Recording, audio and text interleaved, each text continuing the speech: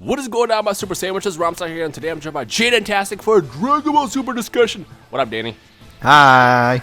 And today, we're going to be discussing who is going to achieve Super Saiyan Blue, or if you still want to call it Super Saiyan God, Super Saiyan first. Is it going to be Goku or Vegeta? Now, before we start, there's going to be a couple spoilers in this video, obviously. But nothing major. We're just going to be kind of talking about the last episode of Super, where basically we saw, spoiler alert right now, but Vegeta joined recent training. So that's all we're going to discuss. But again, if you already kind of knew that, it's not really a spoiler. And if you watched past that point, well, then I just kind of spoiled that part for you. But it doesn't matter because I gave you the one warning, alert, whatever you want to call it. Danny, who is going to achieve the form first, Goku or Vegeta? Goku is going to achieve it first. Don't be that guy. Why? I'm going to be that guy because Goku is that guy. I love Vegeta. Like, he's my boy. Vegeta has always been my favorite character. Even when he first came to Earth, I was like, Vegeta, that guy is freaking sweet. He's a cool guy. But he loses literally every time. He never has had a shining moment. He's always behind Goku. Goku always wins in every race. And if there wasn't that dynamic, I feel like if there was like a weird shift and like suddenly Vegeta is one-upped on Goku, like that throws their entire relationship off, because I feel like that's what holds them together, is because Vegeta's always striving to be like Goku. And plus, Goku already has the leg up because Goku has gone Super Saiyan God. So he's like already a tier above Vegeta, so Vegeta's got to put in a lot more work than Goku would have to. It's actually a really good point that you make there, but honestly, I feel like this is Toriyama's one chance to finally give Vegeta something over Goku, because we know Vegeta was never really at first to do anything first, really. Was it, am I missing something? Not really. For the most part, everybody achieved something first. Go on with Super Saiyan 2 first. Goku went Super Saiyan first. You know, Vegeta was always like one step behind Goku, and I feel like this is the one chance that Toriyama has to basically give Vegeta something special that he'll always have over Goku, and that is the possibility to achieve Super Saiyan Blue first. Now, the main reason why I believe he's going to is because that's the first case, obviously. The second one is the fact that he's already started training with Whis. Now, we know between now to the point of when they start training together and the part where Goku joins to train with Whis and Vegeta, there's going to be some kind of time skip. I don't know how long, a couple weeks, maybe a couple months, but we know that a time skip will already happen between the end of the fight and the point where Vegeta joined.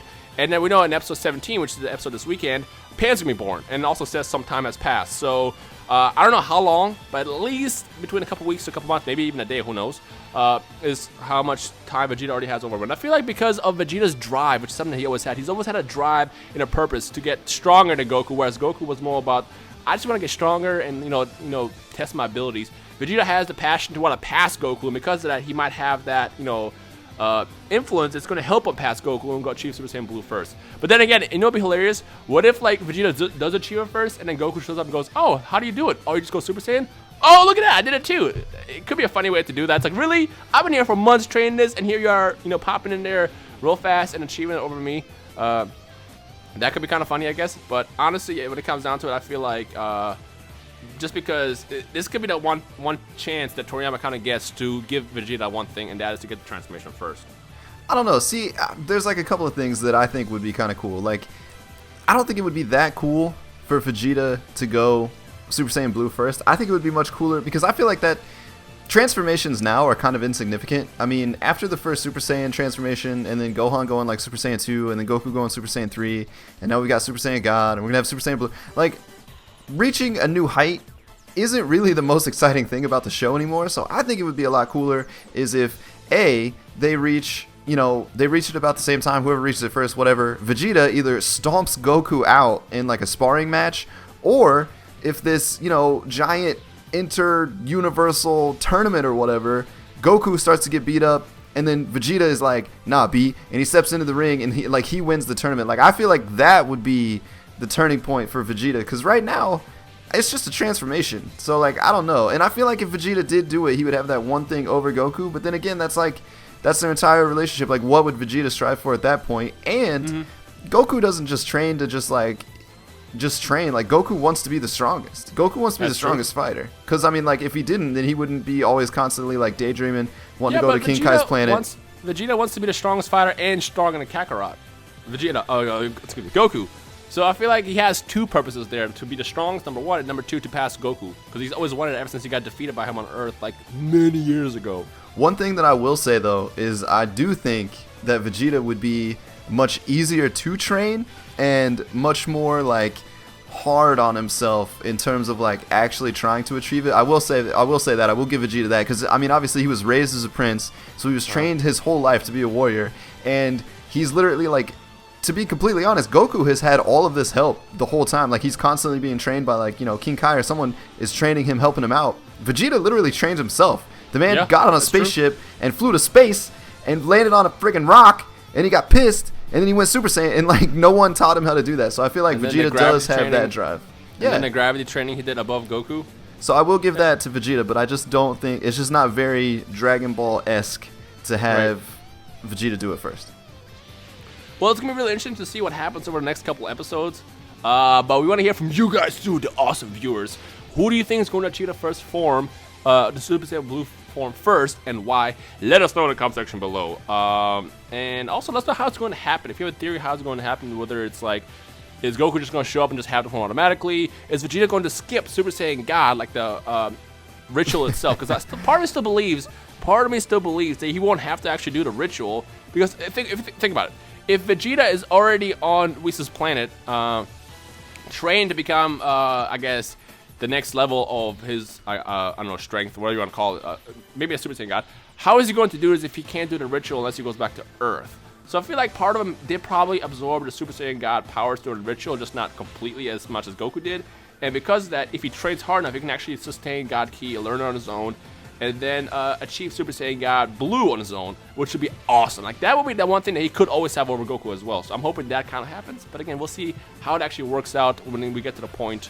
I was picturing it in my head. That's why I laughed a second ago, because I'm like picturing the show happening and Vegeta like being there training, and like Goku shows up and Vegeta's like, "Hey yo, check it out," and he like transforms and Goku's like, "Oh, you mean like this?" and then he just does it. Like, that would be the funniest thing. That would be great. Pretty funny. That would be hilarious. Really funny. Because everyone, that would be like, "Oh, Vegeta did it first," and then Goku would be like, "Nah, I did it a couple of weeks back. I just didn't tell you." But yeah, it's pretty cool, right? Scumbag Goku. I don't know. I mean, like I said, you make a good point. Goku was always the one to kind of do it first, and then Vegeta had the one thing to strive for, and then he never achieved it. I just want Vegeta to win one time and get something, because like, Vegeta had a tough time. He had a real tough time in the series. You know, his planet got destroyed. He was forced to be Frieza's slave, essentially. And then he watched the person he hated the most at the time go Super Saiyan first and defeat Frieza. I just want Vegeta to get that one thing one time. Even the one time when he actually had a possibility to do something good, he blew himself up against Majin Buu. And then, you know, Buu just came back like it was nothing. Like, Vegeta took way too many L's in his life. But he's so awesome. He just drives to become better. I want him to win and get something over Like, that's Goku. what I'm saying. He needs something cooler than a transformation. Like, that's why I was so upset at Resurrection F. Like, I was so hyped. I was like in the theater like, "Oh, Vegeta, he's gonna do it," and then they were like, "Oh no, it's just backup time. Goku's gonna take the W on this one," and I'm like, "What?" Like, I think Vegeta needs something cooler than a transformation. Like, he needs like a straight up like W. Like, I don't even know what.